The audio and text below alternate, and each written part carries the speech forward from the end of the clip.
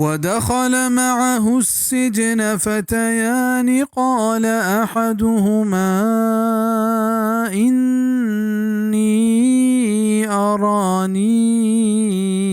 أعصر خمرا وقال الآخر إني أراني أحمل فوق رأسي خبزا تأكل الطير منه نبئنا بتأويله